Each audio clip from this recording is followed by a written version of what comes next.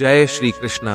राधे राधे। आपका स्वागत है गहरे विचार चैनल में, जहां केवल सत्य नहीं बल्कि श्री कृष्ण की वाणी में छिपे मृत वचन बोले जाते हैं। ये वही वचन है जो हमें सिखाते हैं कैसे जीवन को गहराई से जिया जाए, कैसे अपने भीतर की अच्छाई को जगाया जाए और कैसे स्वयं को उस ईश्वर से जोड़ा जाए जो हमारे भीतर ही निवास करता है। तो आइए आज के विचार में उतरते हैं।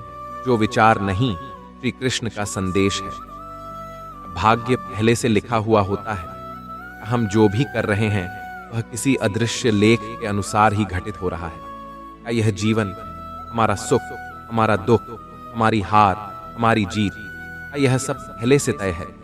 अगर तय है फिर प्रयास का क्या अर्थ, संघर्ष का क्या मूल्य? क्या हमारी मेहनत, हमारे आंसू, हमारी प्रार्थनाएं? कई बार जीवन ऐसे मोड़ पर खड़ा होता है जहां मन यही प्रश्न करता है, क्या यह सब मेरे भाग्य में ही लिखा था?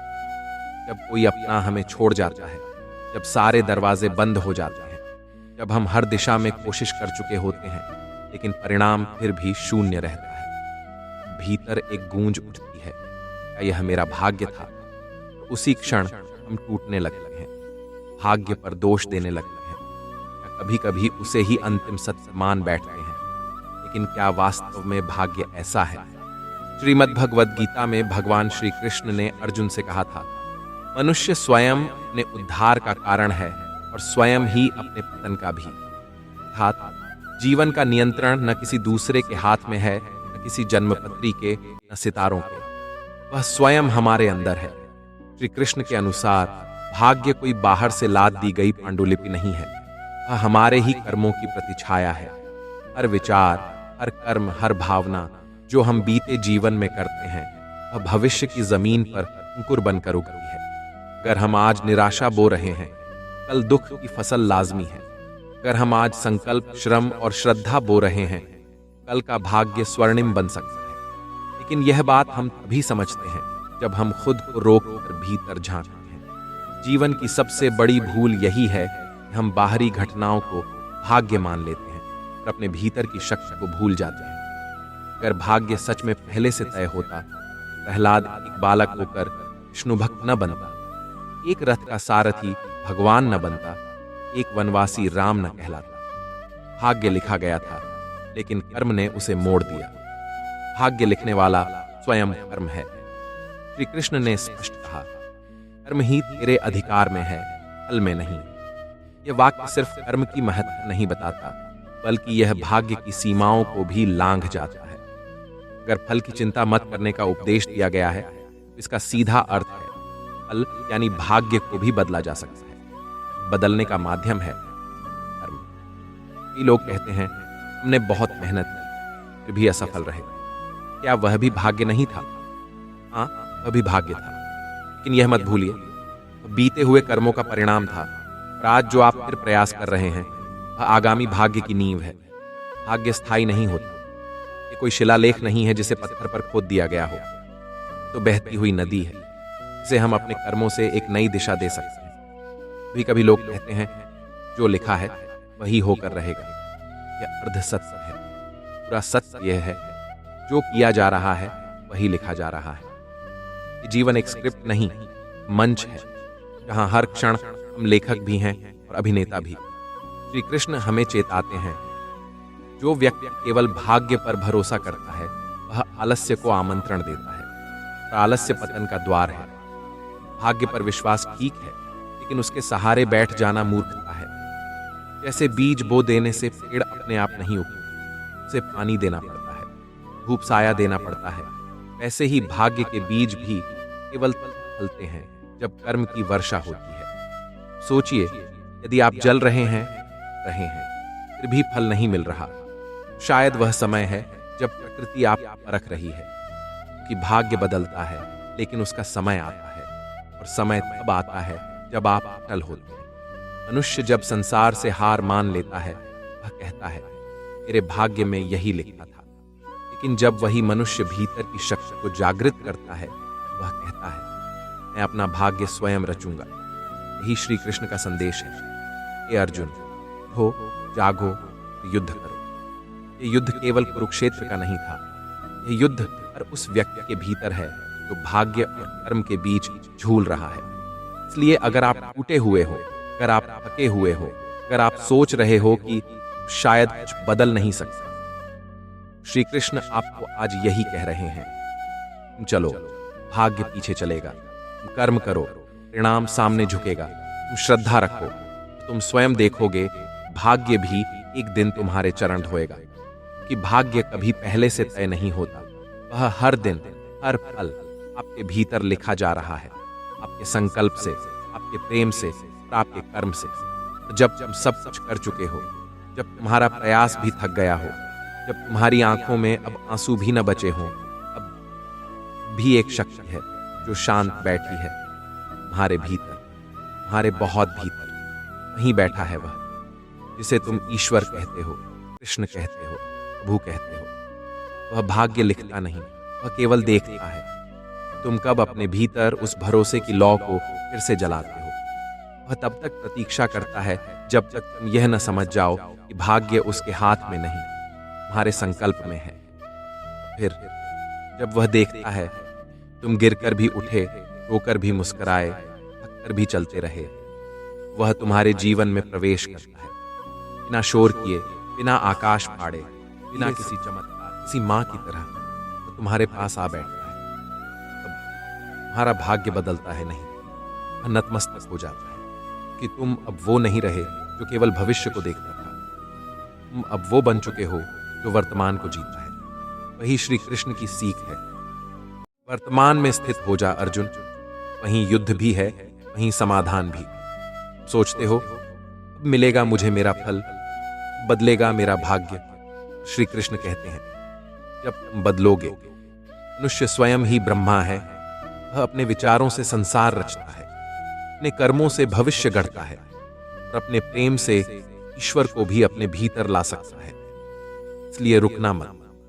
तुम्हारा भाग्य कोई पिंजरे में बंद कहानी नहीं, वह एक उड़ता हुआ पक्षी है जिसकी उड़ान तुम्हारे विश्वास की दिशा में है।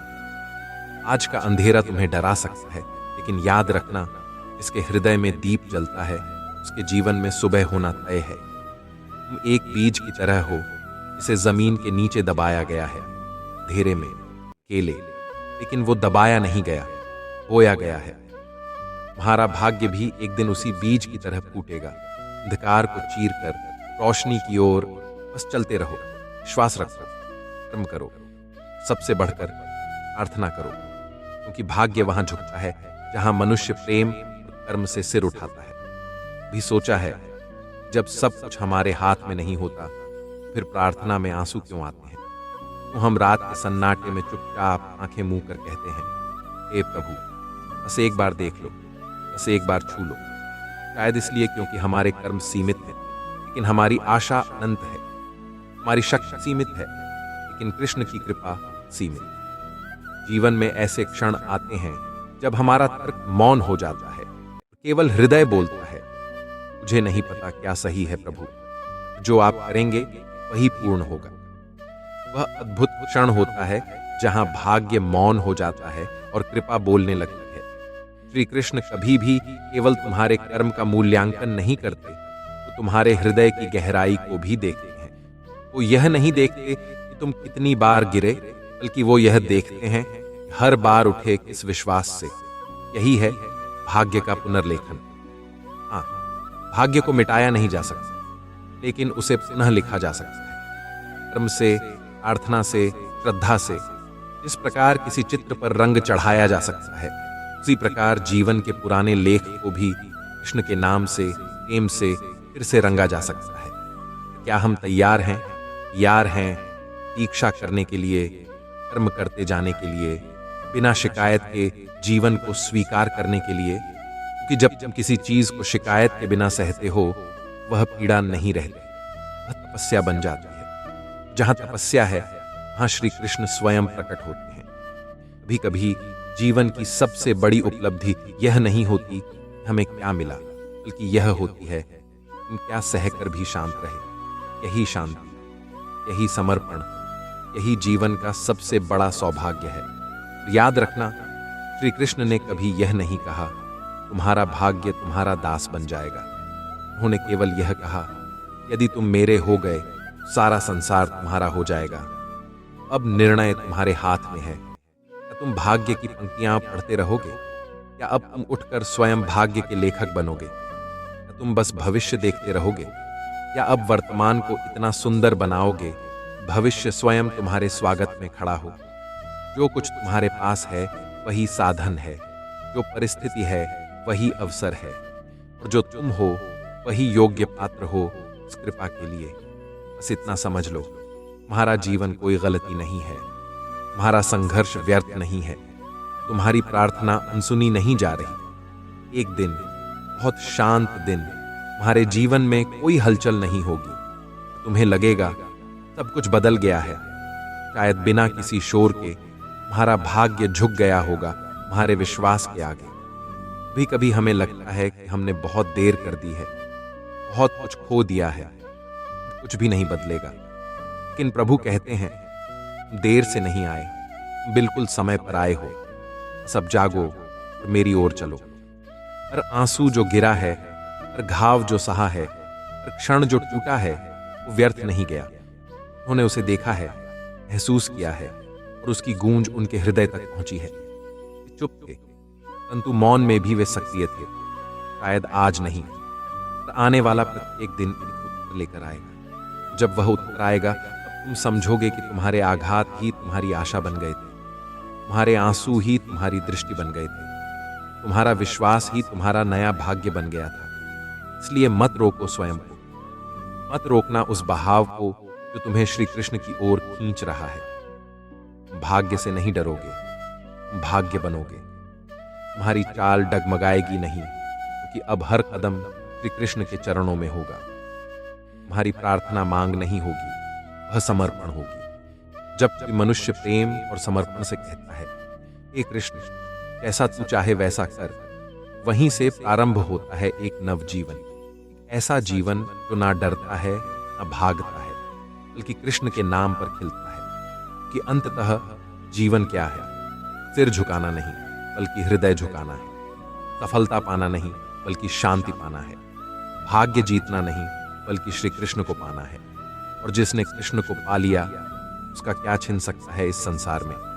आंखें बंद करो, केवल एक बार भीतर से सच्चे हृदय से कहो, हे माधव, मैं थक गया हूं, मैं टूटा नहीं हूं, मैं रोया हूं, मैं रुका नहीं हूं, मैं तेरे ही सहारे हूं।